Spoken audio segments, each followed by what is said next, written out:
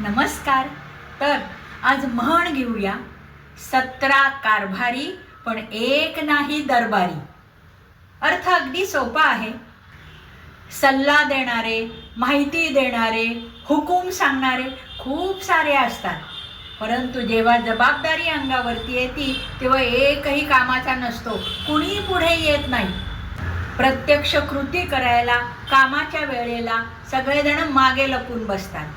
आता काय होतं, घरी लग्न कार्य ठरलेलं असतं, भरपूर पाहुणे जमा झालेले असतात, पण काही व्यवहार करायचा असेल, एखादी जबाबदारी अंगावर घ्यायची असेल तर कोणी नाही. सगळेजण नुसते सल्ले द्यायला, तू जा, हा करेल तो करेल. याला म्हणायचं 17 कारभारी पण एक नाही दरबारी. काय झालं, सध्या गावामध्ये शेजारच्या विहिरीमध्ये एक बिबट्या पडलाय.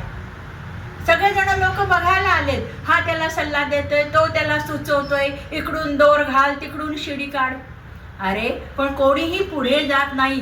जेव्हा ते वन विभागाचे लोक येतात ते पण त्या बिबट्याला घाबरून बसतात, आणि जेव्हा ते भूल देणारे लोक येतात तेव्हाच ते बिबट्या वर काढायचं काम सुरू होतं. याला म्हणायचं 17 कारभारी पण एक नाही दरबारी.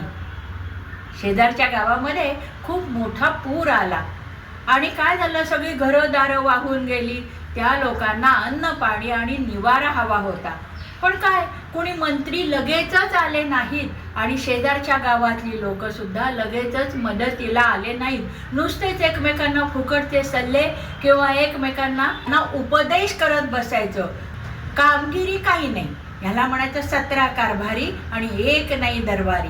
मंडळी, उदाहरणं आवडली असतील तर लाईक, शेअर, सबस्क्राईब करा आणि हो, कॉमेंट करायला विसरू नका.